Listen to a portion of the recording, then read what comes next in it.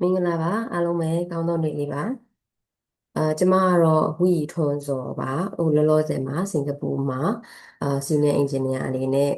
အလုပ်လုပ်နေပါတယ်အဓိကကျမရဲ့အလုပ်ကဘာတွေလုပ်ရလဲဆိုလို့ရှိရင်ဒီ road နဲ့ traffic တွေပြီးတဲ့အခါကျတော့ civil နဲ့ပတ်သက်တဲ့ဒီ utility diversion ပြီးတဲ့အခါမှာdrain diversion ပြီးလို့ရှိရင် temporary traffic အဲ့ဒါတွေနဲ့ပတ်သက်ပြီးတော့အခုလက်ရှိမှာလုပ်နေရတယ်ပေါ့နော်အဲ့ဒီအတွေ့အကြုံတွေနဲ့ပတ်သက်ပြီးတော့အသုံးတည့်မဲ့သူတွေအတွက် sharing လေးတွေကိုလုပ်သွားပေးချင်ပါတယ်အခုဒီ session မှာကျမဘာကိုပြောပြချင်လဲဆိုတော့ဒီ code of practice တွေပြီးတဲ့အခါမှာ standard drawing တွေနဲ့ပတ်သက်တဲ့ဟာတွေနဲ့အာနည်းနည်းပြောပြချင်တယ်ပေါ့နော်နည်းနည်း introduce လေးလုပ်ပေးချင်ပါတယ်အဲ့တော့ဘယ်လိုပဲဖြစ်အခုမှအလုပ်စဝင်မဲ့ junior တွေပဲဖြစ်ဖြစ်အနည်းဆုံးတော့ဘယ်လိုမျိုးအလုပ်လုပ်တယ်ဘာတွေသိထားတဲ့လဲဆိုတာမျိုးလေးknowledge ရမယ်လို့မျှော်လင့်ပါတယ်ပေါ့နော်အဲဒီမှာ screen sharing လေးလုပ်ပါမယ်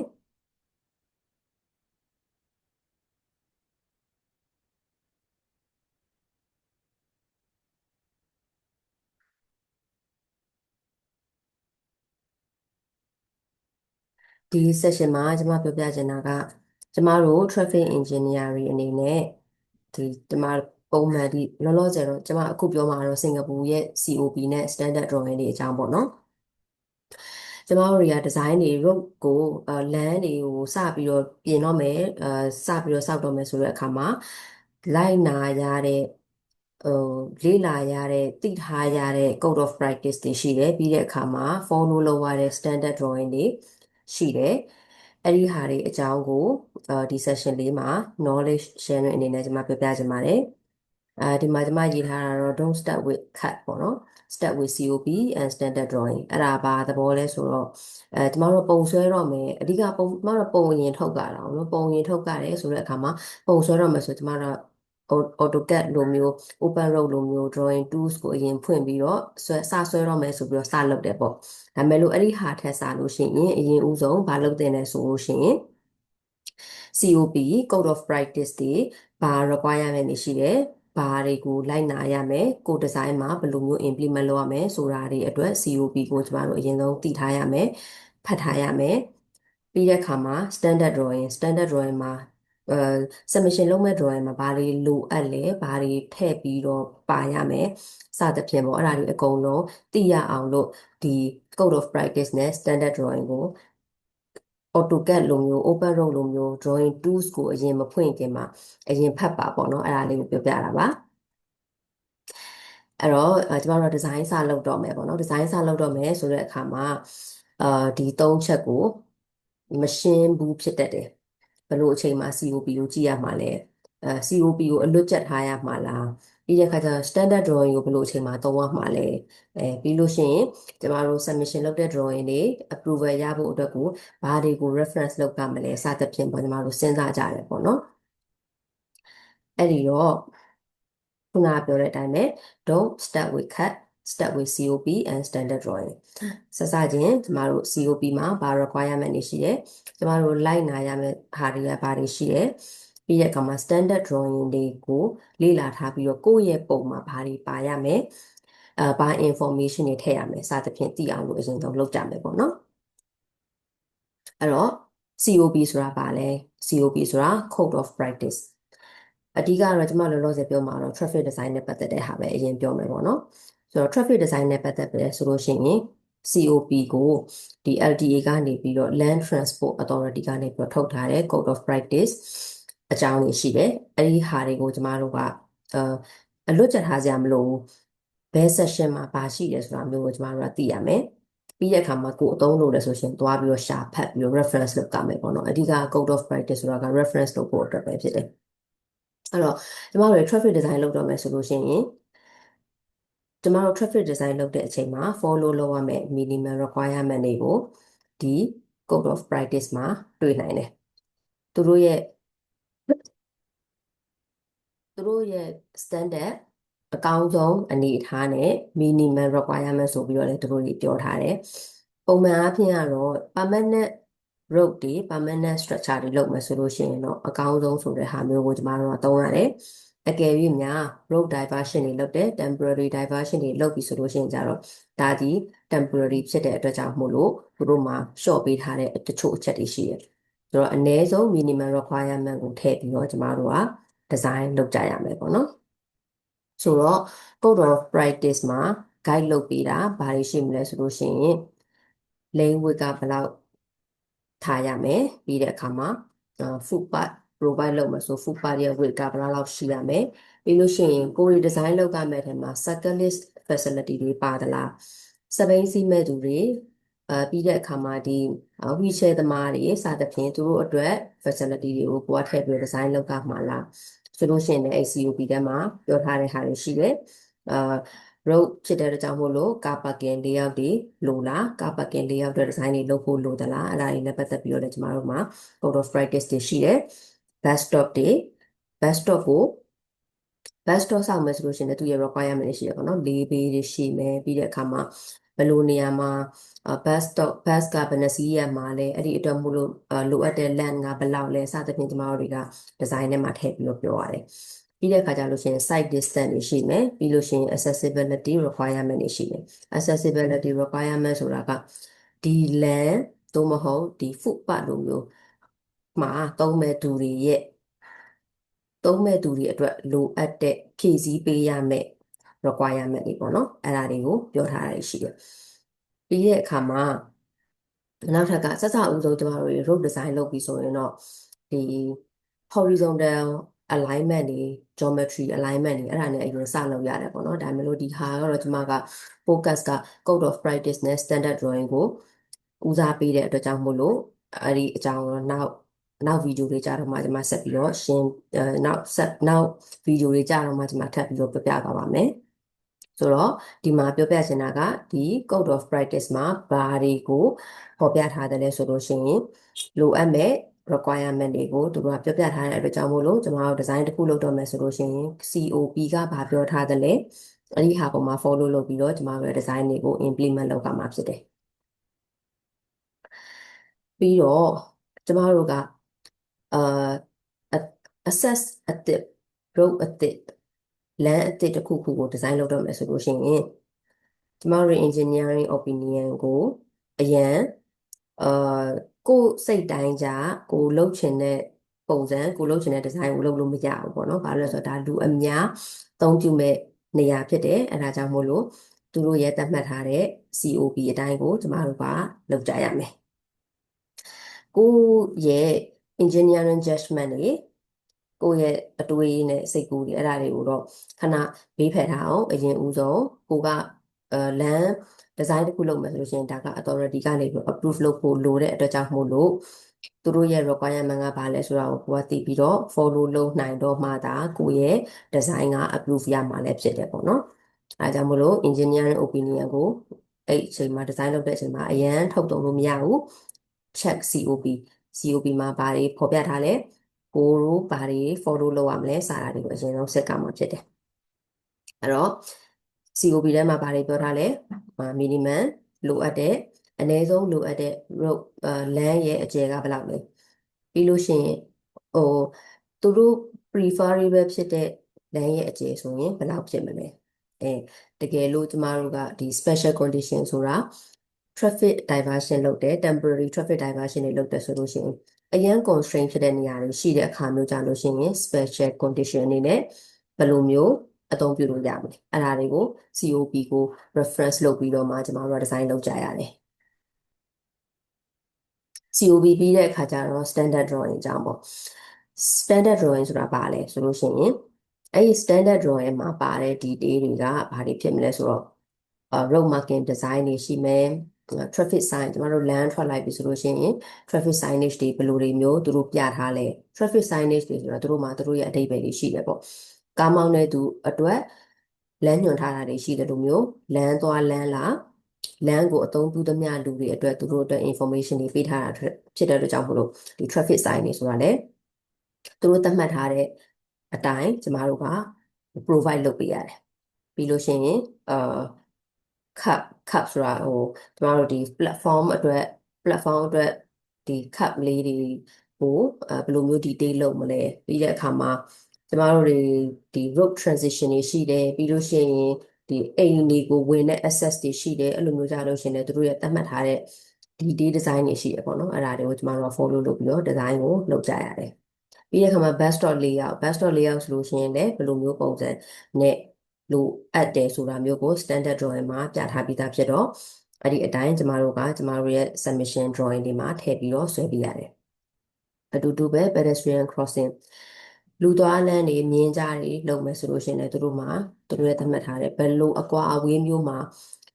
crossing ရှိရမယ်စသဖြင့်ပေါ့နော်ပြီးတော့ဘိုလာ installation ဆိုတာလည်းပဲဒီ bus stop ရှိမယ်ဆိုလို့ရှိရင်ဘိုလာတွေကိုအန်ဒီရကင်းအောင်လို့ထားတာရှိတယ်အဲ့ဒီဟာတွေအကုန်လုံးကို standard detail drawing ဒီမှာကျမတို့မြင်ကြရတယ်ဆိုတော့အဲ့ဒီ standard detail drawing ဆိုတာက authority ကျမတို့ကို approve ပေးမဲ့ authority တွေကနေပြီးတော့ဒါကတော့လိုအပ်တယ်နော်ဒါတွေကတော့ပါရမယ်နော်ဒါပါမှလမ်းမှာလည်း safe ဖြစ်မှာဖြစ်တယ်လို့သူတို့ကလည်း approval ပေးမယ်ဆိုတဲ့သဘောပေါ့နော်အဲဒါကြောင့်မို့လို့ဒါက standard ဒီ road design လုပ်မဲ့သူ design လုပ်မဲ့သူတွေအနေနဲ့ follow လုပ်ရမယ်ပုံစံဖြစ်တယ်ဆိုတာကိုသူတို့က format ပေးထားတာအဲ့ဒီအတိုင်းကျမတို့က follow လုပ်ပြီးတော့ကျမတို့ရဲ့ submission drawing တွေကိုပြင်ဆင်ကြရတယ်အဲ့တော့ COP နဲ့ standard drawing နဲ့ဘာကွာလဲပေါ့ COP ကကြတော့ what to achieve ကျမတို့တွေလိုအပ်တဲ့ရောက်ကိုရောက်ရမယ် standard requirement တွေကိုပြောထားတဲ့ဟာက COP standard drawing ကကြတော့ how to build it သူတို့ပြောထားတဲ့ standard requirement တွေကိုဘယ်လိုမျိုး implement ဖြစ်အောင်လို့ construct လုပ်မလဲဆိုတဲ့ detail ကိုသူကပြောပြထားတာဖြစ်တယ်ဥပမာအဖြစ်ကျမတို့ကဒီ signalized crossing design တခုလုပ်မယ်ဆိုပါတော့เนาะဥပမာပေါ့ကျမတို့တွေဒီအာ traffic junction တခုကိုမြင်အောင်ကြည့်လိုက်မယ်ဆိုလို့ရှိရင် crossing ဒီလိုသွားနေတဲ့လမ်းရှိတယ်ပေါ့ကားတွေသွားနေမယ်ပြီးရဲ့အခါမှာtraffic light တွေရှိမယ်ကားတွေသွားနေတယ်လို့မျိုးလူတွေကလည်းသွားလာလှုပ်ရှားနေမယ်အဲ့လိုမျိုးနေရာတစ်ခုအတွက် design တစ်ခုကိုဘယ်လိုလုပ်မလဲအကြမ်းမြင်အားဖြင့်ဆိုလို့ရှိရင်ကျမတို့ရဲ့ COP Code of Practice ကိုဖတ်ရမယ်လိုအပ်တဲ့အာ road alignment ကဘယ်လိုမျိုးဖြစ်မလဲပြီးတဲ့အခါမှာ traffic light တွေဘယ်လိုမျိုးလိုအပ်မလဲပြီးတဲ့အခါကျတော့ဒီ crossing width တွေပြီးလို့ရှိရင်ဒီလူတွေလမ်းကူးပြီပေါ့နော်လမ်းကူးတဲ့နေရာမှာလူကူးမြင့်ကြရဲ့ width ကလည်းသတ်မှတ်ထားတာရှိတယ်အဲ့သတ်မှတ်ထားတဲ့ width အတိုင်းကျမတို့က provide လုပ်ကြတယ်ပြီးတဲ့အခါကျတော့လမ်းကူးတယ်ဆိုရင်လမ်းရဲ့အကျယ်ပေါ်ကိုမူတည်ပြီးတော့အလယ်မှာဖြစ်ဖြစ် traffic island လေးတွေရှိတယ်အဲ့ဒီမှာရက်ပြီးတော့မီးစိမ်းလာအောင်စောင့်ရတာပေါ့နော်အဲ့လိုမျိုးအတွက် requirement တွေ accessibility requirement တွေအဲ့ဒါတွေကိုဘာတွေပါရမယ်ဆိုတဲ့အကြောင်းကျမတို့က COP မှာ reference လုပ်ရမယ်အရင်ဆုံးပြီးတဲ့အခါကျတော့ standard drawing ကိုရှာရမယ်အဲ့ standard drawing မှာကိုအပြင်မှာစောက်ချင်တဲ့ဒီအာလူကူ platform cut လေးတွေရဲ့ ramp detail တွေပြီးတဲ့အခါမှာအာဒီdisable people တွေပေါ့နော်ဥပမာအဖြစ်ဒီမျက်စိမမြင်တဲ့သူတွေပါတယ်သူတို့တွေသွားလို့ရအောင်လို့ဆိုပြီးတော့ဒီ tactile လေးတွေ junction မှာထားတာလေးရှိတယ်အဲ့ဒီဟာလေးတွေကိုဘယ်လိုမျိုးထားရမလဲဘယ်နှခုထားရမလဲစသဖြင့်ကိုလည်း standard drawing မှာပြောထားတယ်အဲ့ဒီဟာတွေကိုလည်းကျမတို့ကသိရမယ်ပြီးတဲ့အခါမှာ marking တွေပေါ့နော် road marking တွေဒီလမ်းကကူးလို့ရတဲ့နေရာလားပြီးလို့ရှိရင်ဒီနေရာကတော့ကူးလို့မရဘူးဆိုရှင်ဘယ်နေရာမှာကူးလို့ရမလဲဆိုတာမျိုးပြပြထားတာရှိလားစသဖြင့်အဲ့ဒါတွေအကုန်လုံးကို standard drawing မှာပေါ်ပြထားတယ်အဲ့ဒါတွေအကုန်လုံးကျမတို့က reference ထပ်လုပ်ရမယ် COP ကို reference လုပ်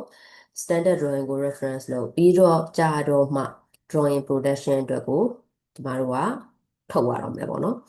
ဒီနှစ်ခုပုံမူတည်ပြီးတော့ကိုယ့်ရဲ့ design ကဘယ်လိုပုံစံလဲဆိုတာမျိုးကိုစပြီးတော့ပုံဆွဲမယ်ထုတ်မယ်ပြီးတဲ့အခါကျတော့မှ submission လုပ်မယ်အဲ့ဒီသဘောမျိုးပေါ့ ပုံမှန်အားဖြင့်ကျမတို့ junior level မှာဆိုလို့ရှိရင်မှားတတ်တဲ့ဟာလေးတွေကအဲပုံတစ်ပုံဆွဲရတော့မယ်ဆိုရှင်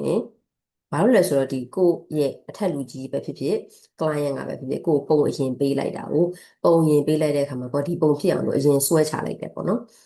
COP ဘာလဲဆိုတာကိုလည်းကိုကမစစ်ဘူးသူတို့ပြောလာတဲ့အတိုင်းဆွဲပလိုက်တော့ဆွဲပြီးတော့မှ COP နဲ့ပြန်စစ်ကမယ်ဆိုတာမျိုးပြန်စစ်ကိုစစ်ကတာပဲအဲ့လိုစစ်ပြီဆိုလို့ရှိရင်ကိုကအမှားတွေဖြစ်နေတတ်တယ်အဲ့လိုအမှားတွေဖြစ်ပြီဆိုလို့ရှိရင်အလုပ်ကနှစ်ခါပြန်လုပ်ရတာဖြစ်တာပေါ့နော်အဲ့လိုမျိုးမှားတတ်တယ်ပြီးတဲ့အခါကျတော့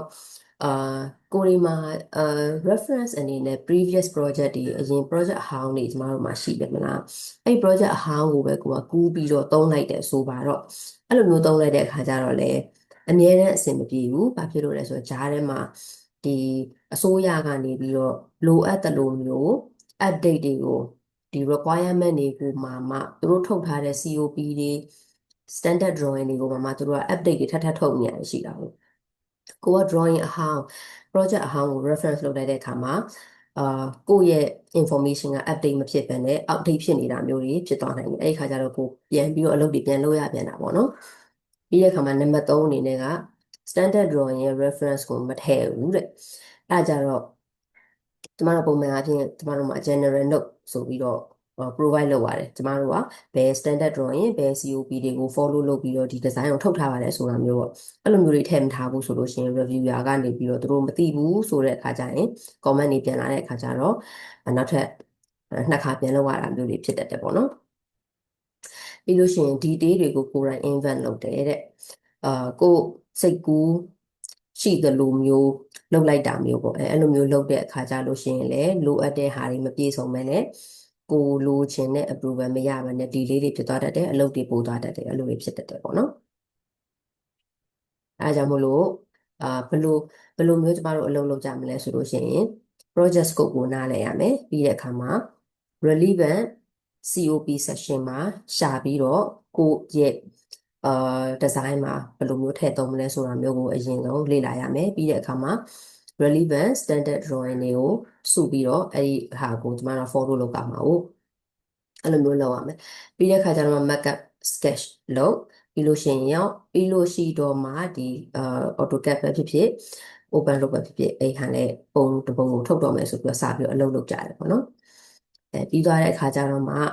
ကိုယ်တိုင်ကလည်းပဲ COP ရဲ့ compliance ဖြစ်လားမဖြစ်လားဆိုတာကိုစစ်တင်တယ်